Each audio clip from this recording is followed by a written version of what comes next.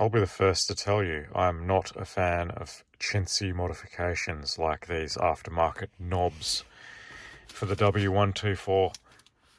But to be honest, my leather knob is so crap. I don't know if it's showing up on the camera. I have tried to re-dye that unsuccessfully. The top is just completely worn out. There was no colour left on that top at all. Anything's got to be better than that. So I'm going to try out one of these made in Turkey piano black wood knobs and see what that looks like on there. I can already tell it's a lot larger. But anyway, we'll see what it looks like. So the first thing I need to do is remove this wood trim. There's one screw down here.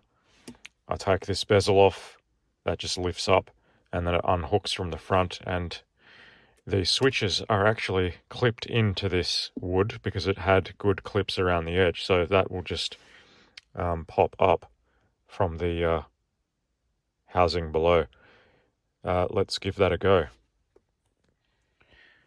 So now that the wood trim is removed, I can move on to this housing here. I did just push these through rather than disconnecting everything.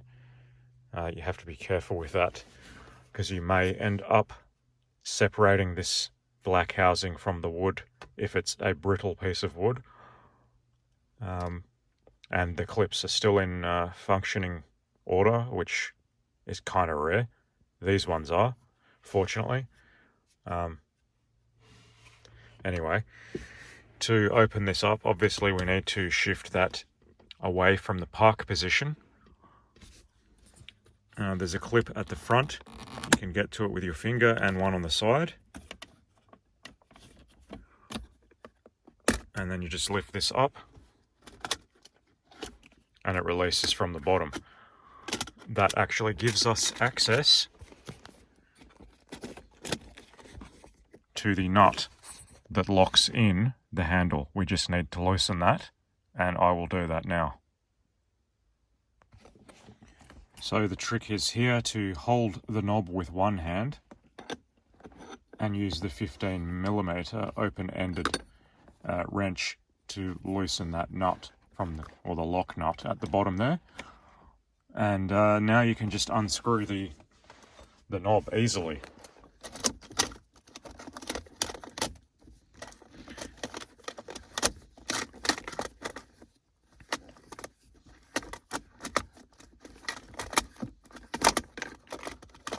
And that's out now.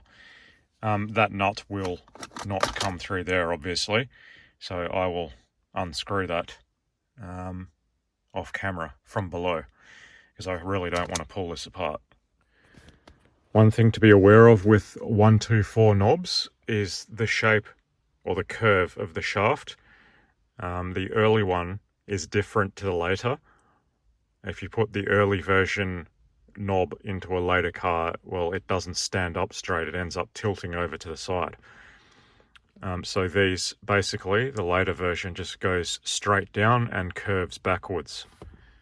I think the early one goes similar, but it curves off to the side.